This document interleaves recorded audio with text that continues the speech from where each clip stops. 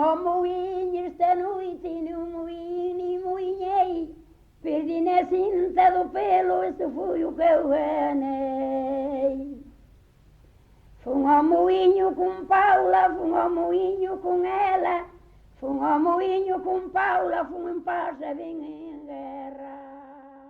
Eu coñecina no 78 e tiña dificultades co galego e veu por aquí, matriculouse nun curso de galego para mestres, para reciclaxe de mestres. E logo, a partir de aí, xa empezamos a tratarnos máis. Ela traía cantigas recollidas, tiña dificultades coas letras, entonces eu botei unha man daquela, e pareceume que era interesante, vin que estaba interesada en continuar investigando aquí a música popular galega, que non había moitos traballos feitos ata daquela. Estaba o cancioneiro de San Pedro, estaba o cancioneiro medio frustrado de Baligai e de Torner, pero non había unha recolleita sistemática así de toda Galicia, e ela era unha muller moi idónea para eso. Foi un pouco a cegas. E, ademais, é un rincón ao final do mundo vello, do mundo medieval, digo eu. E sempre son os extremos onde mellor se cargan as cousas. O outro extremo é o Balcano hasta a Volga, hasta moitos destes pueblos soviéticos da antiga Unión Soviética, este-oeste. Para min é máis importante que norte-sur. O que me interesaba de música era chegar a raíces primeiras, e isto xusto hai nos aquí, e hai montóns. Moitas destas melodías de romances, de segas, de coplas, e do Courel temos moito, né? E foi de pueblo en pueblo, e de verdade non sabías se andabas por un camiño ou se era un río seco por onde andábamos, cheo de para arriba, para baixo. É increíble. E agora hai carreteras, non funciona así. Estivemos traballando, non sei, 8 anos ou 10 anos seguidos. Ela facía o seu traballo de campo, viña, e logo transcribía como podía os textos, e entonces eu volvía a escoitalos e a corrixilos o que podía e tal. E así foi como xurdiu a nosa colaboración. É dicir, pola miña parte menos do que debera, pero tratei de axudala no que puiden. El sempre está disposto. E despois, creo, eu quedei un ano, quedei outro, e preguntoume se quería quedar. E pensei, podese facer cousas peor que eso, e quedei. E realmente todo o que vai fora do contorno, el organizou, porque eu son moi pouco realista, eu teño as miñas ideas, pero despois non pregunto como vai. E todo isto organizou el. Tratei de axudala tamén en atopar un financiamento para aquelo, ás veces frustrado, pero finalmente acabou funcionando, que a Fundación Barría deulle unha bolsa moi pequena que non cubría todos os gastos, porque tiña que facer viaxes por toda Galicia e pagar unha pousada en Santiago de vez en cando. Como a Fundación Barrié pagou este traballo, tamén quería alguna documentación ou non sei como decir que se fai, e querían un plan de traballo. Entonces isto facíase realmente bastante cedo, e unha primeira ordenación os libros a través dos textos. E sobre o traballo venen os problemas. Tomamos los romances. Hai romances que van no romanceiro, pero hai romances que se cantan de seitura e van no primeiro volume de oficios. E esas son cousas que hai máis cousas deste tipo.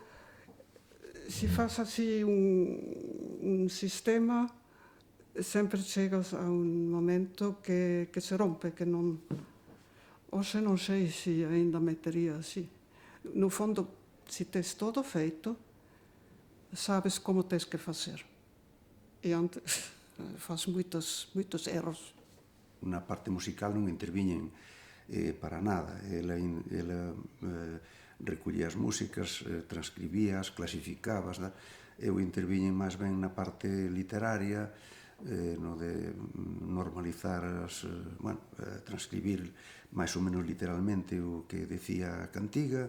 A min, o que me fascinou no traballo teu era o sistema que elaboraste para transcribir a letra. Sí, porque se fose a transcripción fonética, sí. A xente non o lee, pero tú encontraste unha forma moi acertada para facer isto. Bueno, conste que non é unha cousa moi original miña, porque eu tiña as miñas aficións tamén así das músicas populares de outros países románicos, occitanos e tal, italianos, e atopei algúns cancioneiros italianos e dixen, este é o meu sistema, tal. Entonces, eu creo que non me acordo como se chamaba, Ludi, un señor que ten un cancioneiro italiano, pero non ten tampouco moito mérito iso.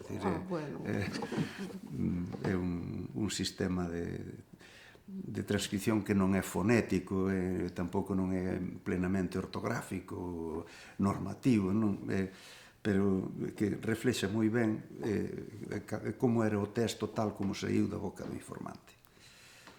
E ademais ten un oído. Sí. El sabía o que eu non percibo se a palabra, se se corta unha E final ou unha cosa así. Se está cortada o final da palabra ou o principio. Ben, eso non ten. Conste que parece que doado ás veces eu teño estado para transcribir algunha estrofa ás veces unha hora inteira. Acórdome dunha copla de Nosa Señora da barca lle axudou, ela benviu pasar e os papeiriños parouе.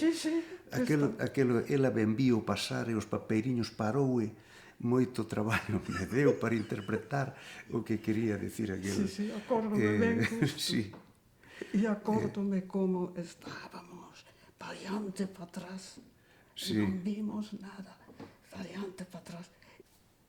A idea máis importante que sea unha documentación, que fose unha documentación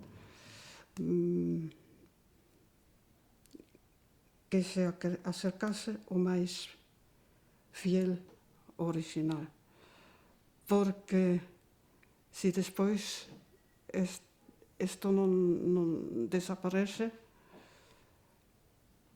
xa non se pode facer. E consciente ou inconsciente, non sei, non me interesaba se a xente aquí sabería lelo ou non. Isto para mí era a preferencia. E non sei se fixen ben ou non, a consecuencia era que o que este cancioneiro quedou polo menos 10 anos sin facerle caso, digamos así. Ela estivo aquí ata que se acabou, é dicir, realmente estivo durante o tempo que levou a confección deses 7 volumes de cancioneiro. Ademais fixo outros 3 cancioneiros manuais pequenos, 2 publicados pola Barrié e un publicado pola editorial Galaxia naquela biblioteca popular. Finalmente acabou atopando un traballo para o que ela era profesionalmente moi adecuada, que é profesora na Escola de Música de Basilea, marchou e cando marchou ainda quedaba, creo que pendente o último volume, tivemos que ainda algo máis, a parte do 6, terceiro, e o sétimo fixen en Suiza. O sétimo acabou facendo en Suiza. E logo, pois, todo aquel material que tiña, que era moitísimo, que eran, eu non sei, debían de ser 300 ou 300 e pico cintas. Non, as cintas son menos. Cintas eran menos, sí. Pois, fixeron unha copia para entregar a un arquivo musical de música popular que había en Viena, que non sei en que acabou sendo daquelo, creo que se desfixo todo, non? Parou un día e volveronme as copias e todo. En calquera caso, a min parecíame que aquel material, porque ela non vai durar sempre, non? Unha vez que ela desapareza, pois o mellor os seus herdeiros atopan aquel montón de cintas e non máis saber que fazer. Dice, mellor que as does aquí a unha institución galega, e efectivamente fixo unha donación das cintas. Están agora todas en 2 sitios aquí, por unha parte no Consello de Cultura Galega, no Arquivo Sonoro, e por outra parte tamén no Museo do Pobo Galego, no APOI, no Arquivo da Tradición Oral do Museo do Pobo Galego.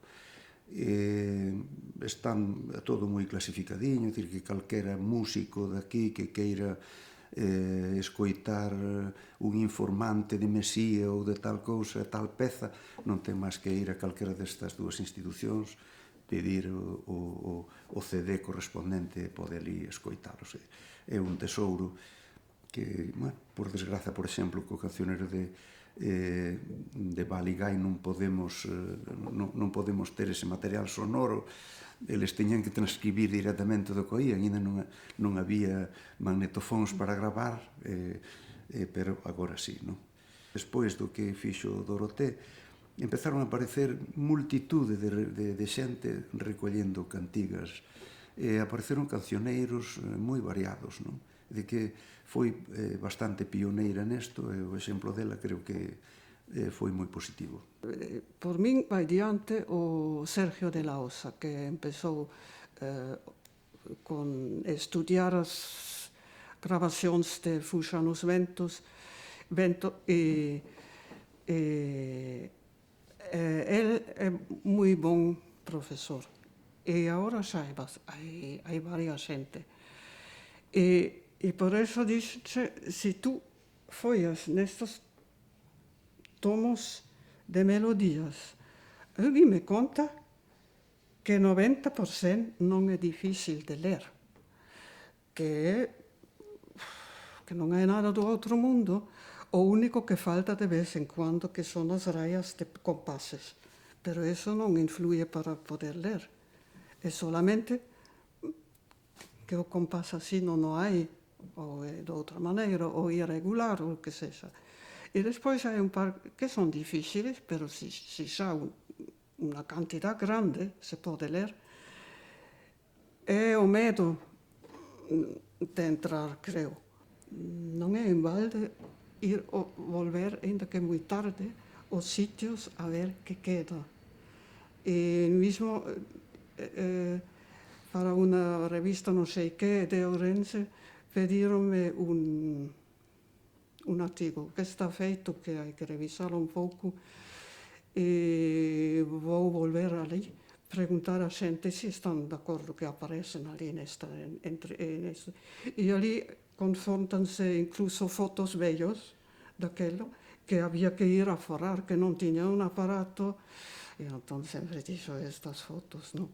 E agora teño unha maquiniña que me regalou un irmão, así pequena, e fago as fotos que queira, e agora se pode un pouco confrontar. Había isto, agora encontramos isto. Encontramos xente interesada, encontramos un familiar que era un sobreviviente, e cosas desto. E van dentro das documentacións que fixen agora, unha das máis guapas. O traballo dela non foi inmediatamente valorado aquí. De feito, unha cousa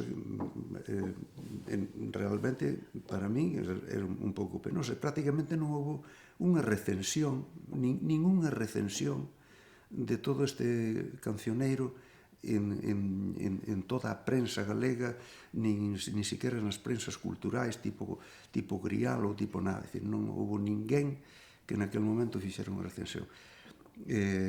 Por eso me alegro que agora, ainda que sexa case 30 anos despois de aparecido o primeiro volume, que se lle recoñeza a esta muller o que fixo polo folclore deste país, non é?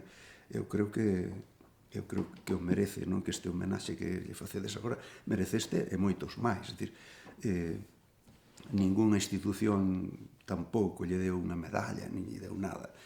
Pero, bueno, o tempo vai poñendo as cousas no seu sitio. O dou as gracias a esta xente que querer eso, recoñecer eso, sí, porque sempre dá algo de ánimo se tú ves que unha cousa está apreciada e eso sempre te dá un empuxe para facer cousas. E por outra parte, pasan tanto tempo que penso, agora estou noutra situación, pasaron casi 40 anos e eso vai tan atrás que me parece un pouco anticuado agora ir con un premio. Son así, dous sentimentos que tes para eso.